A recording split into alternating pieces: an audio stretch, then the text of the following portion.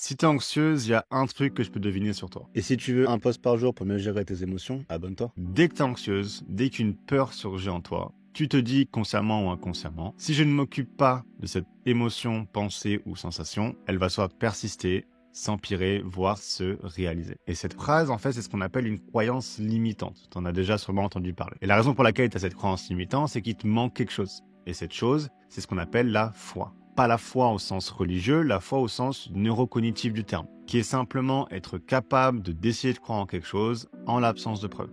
Et donc il faut que tu comprennes que tu n'as pas besoin d'y croire profondément. Tout ce que tu as à faire, c'est simplement ne pas agir contre cette foi. Et comment tu agis contre cette foi? En prenant toi les choses en main. Et ça, c'est super dur à faire. C'est ce qui rend la guérison de l'anxiété pas facile, car tu as vraiment cette impression parfois de catastrophe imminente. Et tu dois juste renoncer à agir.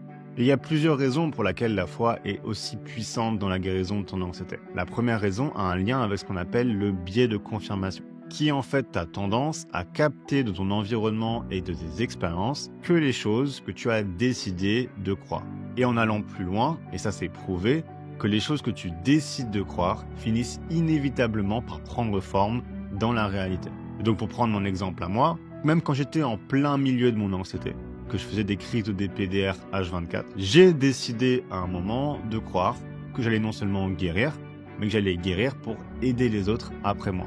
Le chemin a été chaotique, il y a eu des bonds en avant et des rechutes là où je m'attendais pas, mais résultat des courses 5 ans après, cette réalité qu'on est tous les deux en train d'observer, elle est indéniable. Mais la clé pratique que je veux vraiment que tu retiennes dans cette vidéo, c'est que la foi, c'est pas ressentir profondément qu'on croit à quelque chose, c'est décider d'y croire, et après agir de manière disciplinée en concordance avec ce qu'on décide de croire.